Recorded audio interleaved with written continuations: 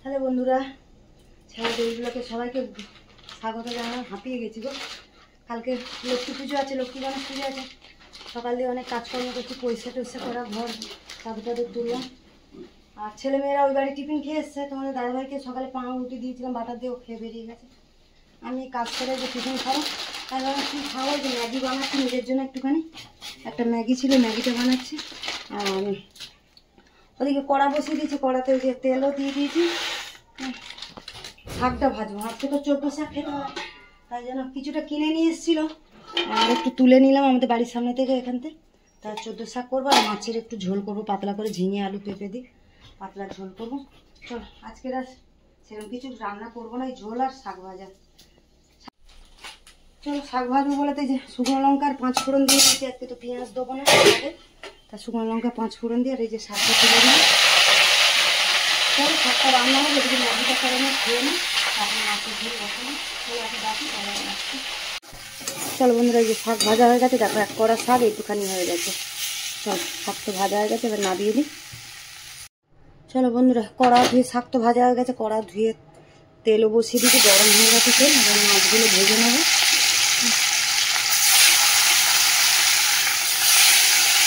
তিনটেই থাক।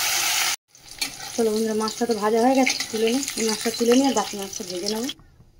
চলো বন্ধুরা, মাছ তো এই যে ভাজা হয়ে গেছে, তুলে নিয়েছে। আর এখানে কড়াতে আর একটু তেল দিলাম, তেলের সাথে দিয়ে এবারে ফোড়ন দিয়ে দেবো। ফোড়ন দেবো, আচ্ছা 5 ফোড়ন দেবো,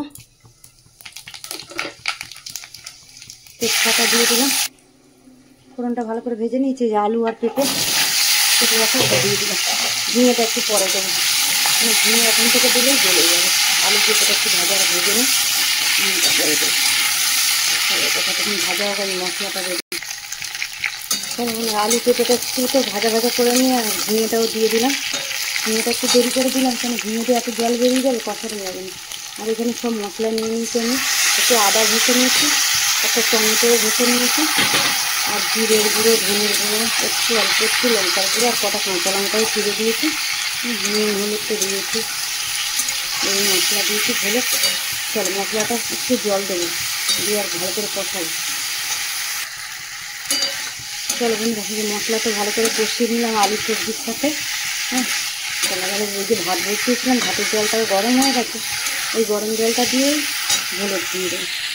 ভাত বসিয়েছি, ভাতে গরম জল হচ্ছে, গরম জলটা দিয়ে দেবো।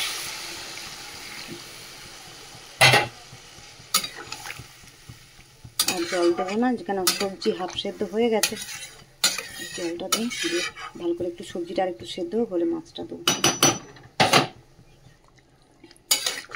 চলো বন্ধুরা, যে ঝোল তো ভালো করে সবজি সেদ্ধ হয়ে গেছে ঝোলের, এবার আমি মাছ ভেজে রাখা মাছগুলো দিয়ে দেবো, দিয়ে আর একটু ফোটাবো, ফুটিয়ে একটু ধনে পাতা দেবো, দিয়ে নামিয়ে দেবো।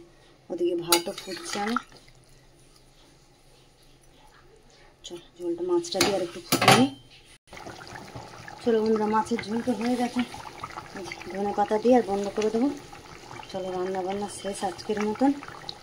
শান্তি করছে, ভাতও ফুটছে এখানে।